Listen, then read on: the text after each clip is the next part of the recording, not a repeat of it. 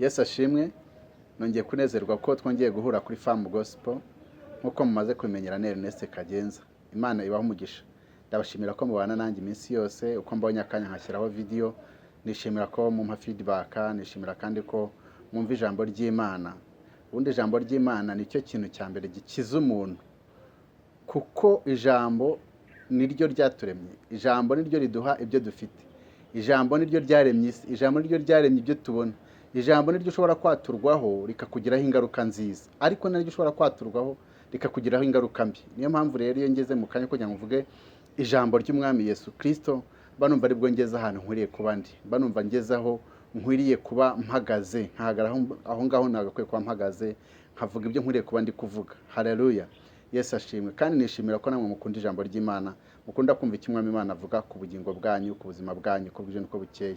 Umwami Yesu nabishimire. Uyu munsi rero nazanye teme, cyangwa se Imana yamaye kuvuga teme ku kijyanye n'imbuto z'umwuka, ariko nanone bikajyana n'imirimo ya kamere. Mbese ni contraire. Udafite imbuto z'umwuka aba afite imirimo ya kamere, udafite imirimo ya kamere ubwo aba afite imbuto z'umwuka. Ubwo tugiye kureba imbuto z'umwuka wera, turebe n'imirimo ya kamere, tunareba ikintu gituma tuba muri iyo mirimo ya kamere, tunarebe noneho ni na gute tuba mu buzima bwo kugira imbuto z'umwuka. Ese mu by'ukuri wagaragaza in one hand ukagira imbuto z'umwuka, bwacya ukagira noneho imirimo ya kamere? Imana idufashe cyane. Tugiye kureba icyo kintu, noneho turebe kuki abantu b'Imana bashobora kuba ari abantu bitwa abanyamwuka. Kuba abanyamwuka ubwo ni abantu bafite impano z'umwuka wera, ariko ugasanga ejeje bundi ukabona ibiri kumugaragaro, cyangwa se output, cyangwa se fruits, ibimugaragaraho inyuma, uburyo aba muri societe, uko abana n'abantu, ibyo akora, uko abayeho, ukabona iyo mirimo ntabwo ari imirimo y'umwuka wera, cyangwa se ntabwo ari imbuto z'umwuka wera, nubwo afite impano z'umwuka wera. Kubera iki se noneho hari ubwo uzasanga umuntu ari umuntu ufite imirimo ya kamere ariko akagira n'izindi ngeso nziza? Mwene data, ndagira ngo wicare utuze tuganire, kandi ubwami bw'Imana buri kumwe nanjye. Nzi neza yuko hari ikintu buze gukuramo, kuko sinakwishimira ko mvuga ibintu byaza kurangira umaze kumva iyo video, watanze amamega yawe, wamara kumva ukumva nta kintu kibigusigiye. Ubutaha ndumva nta mpamvu yo ngo wakongera kumva, ariko nanjye nabandi kuruhira ubusa. Ariko ntibikabe mu izina rya Yesu. Nifuza ko nsangira nawe ijambo ry'Imana, nkakubwira icyo umwuka w'Imana bavuganye nanjye, nawe ugasenga Imana ikagira icyo ivugana nawe muri iryo jambo, noneho bikagaragazwa n'ukuri bugaragara nyuma yo kumva iryo jambo. Kuko ijambo ry'Imana rivuga ngo abumva gusa ntabwo bari Imana yishimira, ahubwo Imana yishimira abantu bumva, bamara kumva bagashyira mu bikorwa iby'iryo jambo. Imana idufashe cyane. Tugiye gusoma rero mu gitabo abantu basomye benshi, abakristo basomye, ariko ushobora kuba utari wagisoma, ariko nta kintu ntarirarenga, ngiye kugusomera ayo magambo. Imana idufashe cyane.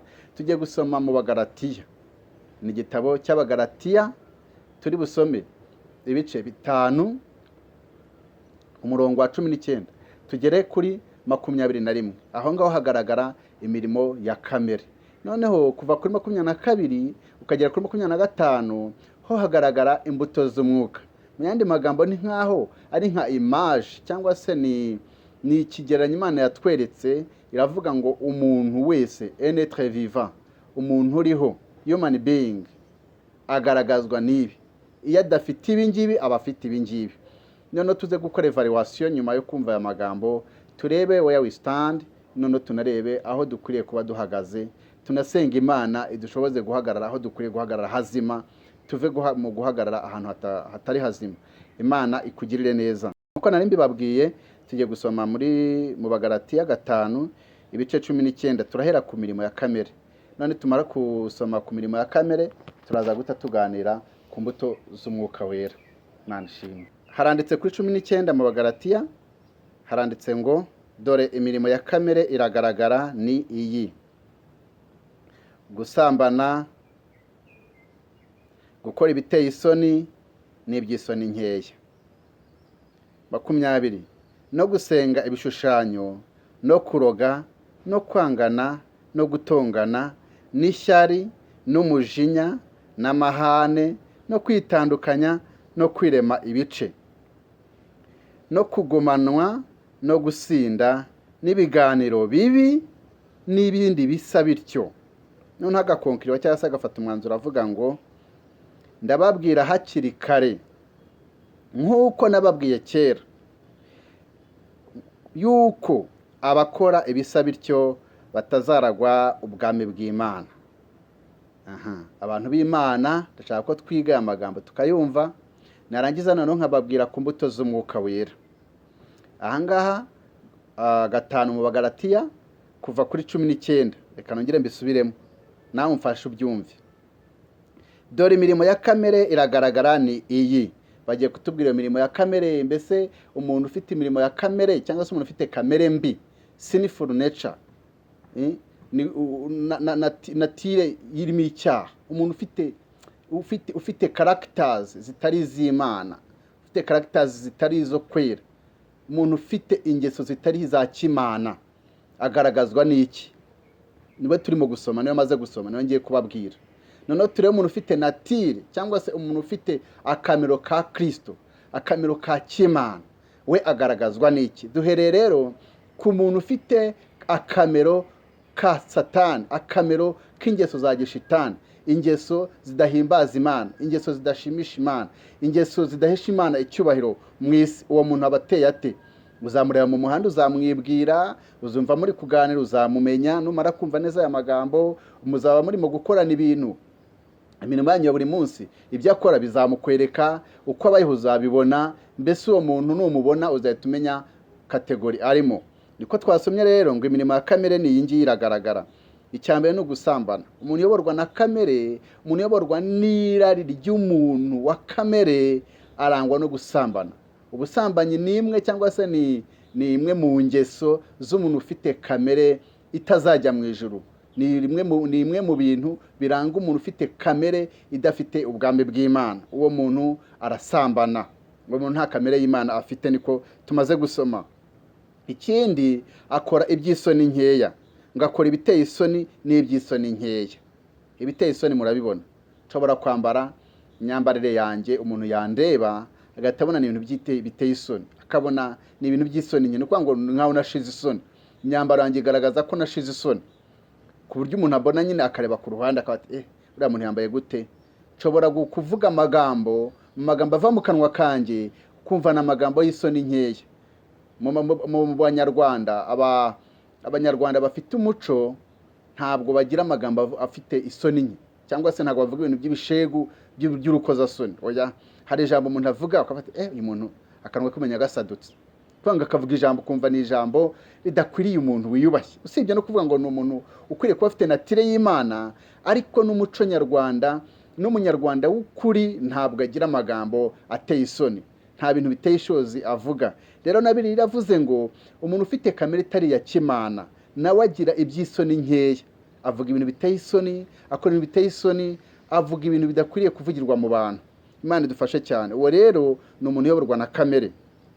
Noneho kuri 20 handitse ngo no gusenga ibishushanyo. Gusenga ibishushanyo biri mu buryo butandukanye.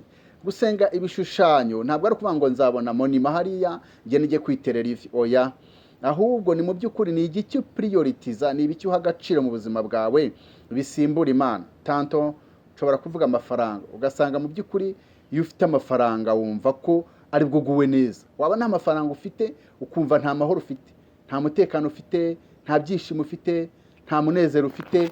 Nari mvuze ngo gusenga ibishushanyo ntabwo bigaragarira ku hantu ujya gutera ivi. Hari abantu baba mu matoro n'amadini runaka baba bafite amadesi cyangwa se ibishushanyo biba bisemboriza, biba ari image y'urugendo rwa Yesu Kristo kuva avutse, uburyo yabayeho mu isi n'uburyo yavuye mu isi. Abantu babonaga rero zo image ziba ziri muri izo eglise bakavuga ngo biriya nibyo bishushanyo abantu basenga. Ibyo ntabwo ariko kuri, kuko gusenga ni igikorwa gikorerwa mu mutima w'umuntu, ni igikorwa kandi ni ukuba convinced mu bwonko bwawe, noneho ugasenga ikintu, icyo kintu uri gutekereza, icyo kintu uhaye agaciro muri wowe, icyo kintu gifite agaciro kurusha ibindi byose. Ibyo nibyo byahindutse Imana. Iyo atari Imana y'ukuri, Imana yo mu ijuru, Imana rurema, icyo gihe ukaba uri gusenga ikindi kintu, icyo kintu cyo gihinduka kigirwa Mana. Icyo nicyo gishushanyo ijambo ry'Imana rivuga. Rero kwa kundi umuntu agera imbere y'ishusho y'umuntu runaka, mutagatifu runaka, cyangwa se ishusho ya Yesu Kristo, agaca bugufi, njye ntabwo nemera ko aba asenze icyo kintu, ahubwo aba yibutsa uwo muntu bigatuma asenga Imana yo mu ijuru. Niba abonye Yesu Kristo uburyo yakubiswe, yayireba akumva emosiyo ze zirababaye kubera Yesu Kristo yababaye, agaca bugufi.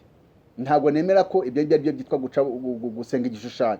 Gusenga igishushanyo ni ugukora igikorwa, amarangamutima yawe ukayaha icyo kintu, warangiza ukizera muri icyo kintu. Icyo gihe nibwo ubusenze icyo kintu. Rero iyo atari Imana usenze yo mu ijuru, Imana rurema, icyo kintu cyo gihinduka igishushanyo. Rero Imana iravuze ngo umuntu usenga ibishushanyo n'uyoborwa na kamere. Niba umuntu areba izuba akumva ko izuba ryo rimubeshejeho, izuba ryo ryamuhaye ubuzima, uwo muntu ari gusenga igishushanyo. Niba ubona ukwezi ukakuramya ukavuga ngo uku niko kumpa ibi ngibi, icyo gihe uri gusenga ibishushanyo.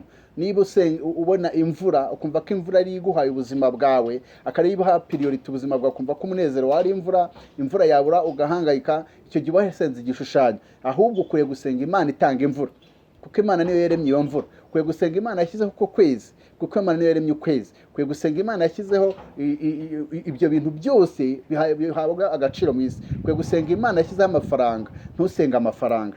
Imana idufashe. Rero imitima yacu ibintu bibamo duha priority cyangwa duha agaciro kurusha ibiri n'ibi. Niba ari Imana yo mu ijuru, usenga iyo Mana yo mu ijuru. Ariko niba hari ikindi kintu ubona ko gishobora kuba kibatusha cyangwa se wabura mu buzima bwawe ukaba wakwiyaka n'ubuzima, icyo gihe icyo kintu gihinduka Imana y'ikigirwamana. Ibyo rero nibyo Imana yanga, ibyo byitwa gusenga ibishushanyo. Muri make niko navuga ku gusenga ibishushanyo. Kuroga, ijambo ry'Imana rigaragaza kuroga mu buryo bubiri. Hari ibingibi byo kuroga bisanzwe, abantu baroga nyine bagatanga imiti yica abantu. Ariko hari n'amagambo y'uburozi. Hari amagambo Bibiliya igaragaza ko abantu bagira amagambo mabi ari abarozi. Niba ngiye nkwaturaho ijambo ribi, havuga ngo uragapfa, uri umurozi kuko unyifurije gupfa. Nkagutuka ngo uragapfa, mba ndi umurozi ko nkwifurije gupfa. Nkakubwira ngo wagikiwe, ikintu kibi, amagambo mabi usohora mu kanwa kawe uyabwira abandi, ubatera kubabara. Icyo gihe uhindutse umurozi, uba uri kumuroga kuko uri kumwifuriza ibintu bibi, ibintu byica ubuzima bwe. Ntabwo ari neza umwifuriza. Icyo gihe rero umuntu wifuriza inabi mugenzi we, umuntu wifuriza inabi abandi, uwo muntu ahinduka umurozi. Kuko ijambo ry'Imana ravuga ngo umuntu nagukubita urushyi uzamuhe nanone, nagukubita mu musaya uzamuhe undi musaya wo gukubita. Kuko ngo umuntu agukoreye nabi, we ntuzamwiture kumugirira nabi, wowe uzamureke wenda gukorera ibindi bintu bibi, ahubwo wowe umusarungisha kuwiteka. Imana idufashe cyane. Noneho rero hari ukugira ishyari, hari ukugira umujinya, hari ukugira amahane, hari kwatandukanya n'abandi, hari ukwirema ibice. Ngo I'm part of this group, I can't belong in this group. Icyo gihe uri kwirema ibice, ngo ndi uyu nguyu, ngende wo muri abangaba, ngomba kubana n'abangaba, ngomba kuvugana n'abangaba, ngomba gukorana n'abangaba. Ukwirema igice ukagira abandi bantu ushyira ku ruhande. Ariko abantu bose baremwe n'Uwiteka, ni ikiremwa cyaremwe mu ishusho y'Imana. Wakwiriye guhabwa agaciro nawe mu buzima bwawe, ntube mu buzima bwo kwirema ibice ngo uha agaciro ibintu abantu bamwe, abandi bantu batesha agaciro. Bamwe babona nk'abantu, abandi babona nk'inyamaswa. Oya, ukwiriye kuha agaciro abantu bose, ukabaha agaciro. Icyo gihe rero iyo wiremye igice uba ugaragaje ko uri mu mbuto za kamere, uyoborwa na kamere. Ibyo ni by'Imana itishimira. Hari n'ibingibi no kugomanwa ni ukugira igomwa nyine, kugira ubugome no gusinda. Gusinda ni ikintu kiri kritiko, kikunda kuvugwaho, kitavugwaho rumwe. Ubusinzi ntago ari ikintu kigaragara mu mbuto z'umwuka wera, kigaragara mu mirimo ya kamere, mu ngeso mbi. Ubusinzi ntago Imana ibwemera. Ikimenyetso cy'umuntu w'umusinzi ni ibyo akora yamaze kunywa, ni ibyo avuga yamaze kunywa. Ikintu cyose drug, ikintu cyose gihindura imitekerereze yawe ugakora ibintu bitari mu bushake bw'Imana, icyo gihe kigaragaza ko wamaze gusinda. Imana ntikunda rero ubusinzi. Hari abantu bakunda kuvuga ngo kunywa inzoga ni icyaha, abandi bakavuga ngo kunywa inzoga si icyaha. Ni ibintu biri kritiko. Bibiliya iba clear, kavuga ngo mwirinde ibisindisha. Kwirinda ibisindisha ni uko ibisindisha byamaze kugusindisha bigukoresha amabi, kandi Bibiliya igaragaza yuko gusinda ari icyaha. Rero kunywa inzoga, nge on my side, kunywa inzoga ntabwo ari cyo kibazo, ahubwo ingaruka zo kunywa inzoga ni ugusinda, kandi gusinda ni icyaha. Beta ko nareka kunywa inzoga, kuko iyo nzoga izatuma nsinda, nitsinda be nkoze icyaha. Ubusinzi rero nabwo bugaragaye mu mirimo ya kamere. Umuntu uyoborwa na kamere arasinda. Iyo usinda uba ukiri mu bubata bwa kamere, ntabwo imbuto z'Imana zizakugeramo, ntabwo wari wamara kuvuka ngo ubu wa Yesu Kristo uko bikwiriye, kuko ukiri gusinda. umukristo muzima ntabwo aba umusinzi. Yesu atugirire neza. Rero ngo n'ibiganiro bibi n'ibindi bisa bityo, agakonkiro wavuga ngo ndababwira hakiri kare nuko nababwiye kera yuko abakora ibisa bityo batazaragwa ubwami bw'Imana. Iyo mirimo babwire yose maze gusoma kuva kuri 19 kugera kuri 21, umuntu ufitemo kimwe muri biriya cyangwa se ufitemo byinshi muri biriya cyangwa se akaba afitemo byose muri biriya, uwo ngo nta bwami bw'Imana afite. Yesu atugirire neza. Reka twihute. Noneho rero hari ikintu kigiye kutwereka imbuto z'umwuka. Abantu bayoborwa n'umwuka w'Imana ibizabaranga n'imuhuru uzabamenya, bayoborwa n'ibingibi. No kuva kuri 22 turacyari gusoma mu Bagalatiya 5 tugeze ku murongo wa 22, haranditse ngo ariko rero imbuto z'umwuka ni urukundo. Umuntu ugira urukundo uwo nguwo afite imbuto z'umwuka wera, ayoborwa n'umwuka w'Imana. Umuntu ugira ibyishimo n'amahoro, umuntu w'Imana, umuntu w'umunyamwuka w'ukuri agira amahoro atemba nk'uruzi mu buzima bwe. Haleluya. Agira ibyishimo, ntabwo azinga iminkanyari, ntahora arimesha. Oya, umwuka w'Imana mutera ibyishimo. Haleluya. Umuntu uri mu bwami bw'Imana, umuntu uyoborwa n'ubwami bw'Imana, umuntu w'umunyamwuka w'ukuri ni umunyamahoro, ni umunyabyishimo. Agira ibyishimo, agira amahoro kandi azanira amahoro n'abandi. Imana idufashe cyane. Kandi agira kwihangana. Bimugerageza ntavuza induru, ntabwo yivumbura ku Mana, ntabwo atuka abantu, ntabwo agira urwango, ntabwo atera amabuye abandi, nta nubwo atera amabuye Imana. Oya, agira kwihangana mu buzima arimo mu isi. Kuko mu isi ijambo ry'Imana rivuga ngo turi mu isi dufashe igihe mu ntambara. Kuvuga ngo mu isi rero ntabwo ari ahantu hari ibintu byo kunezerwa gusa, ahubwo turi no mu ntambara. Icyo gihe rero agerageza kwirinda muri byose, akanihangana mu buzima bwe bwa buri munsi. Kandi agaragaza kugira neza, afite ingeso zo kugira neza. Uyu muntu nyuma yo kugira amahoro akagira n'ibyishimo, agira no kugira neza. Agirira neza abandi, afasha abandi, yita ku bababaye. Ntabwo akunda abamukunda gusa, ntabwo yita kubo bari mu cyiciro kimwe nawe, ahubwo yita no ku bababaye bo munsi ye. Uwo muntu agira urukundo, uwo muntu ni umunyamwuka, uwo muntu afite imbuto z'umwuka wera.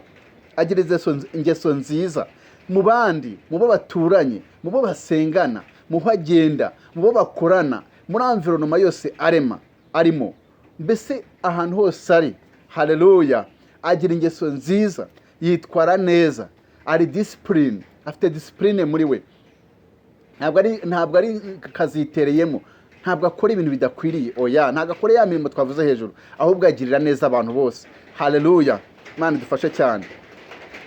Noneho 24 handitse ngo abakristo Yesu babambanye kamere n'iruba n'irari ryayo.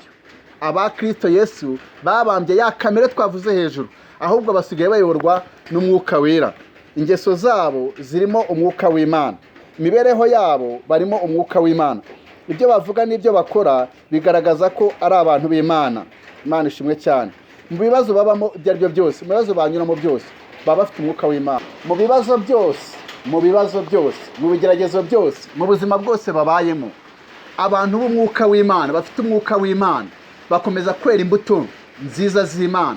Rero hari abantu bamaze kugira ibibazo byo kubona abantu bafite impano z'umwuka wera. Ibyo wenda tuzabiganiraho mu kiganiro gitaha, yuko impano z'umwuka wera zidakwiye kugereranywa n'imbuto z'umwuka wera. Impano z'umwuka wera ni ikindi kintu gitandukanye n'imbuto z'umwuka wera.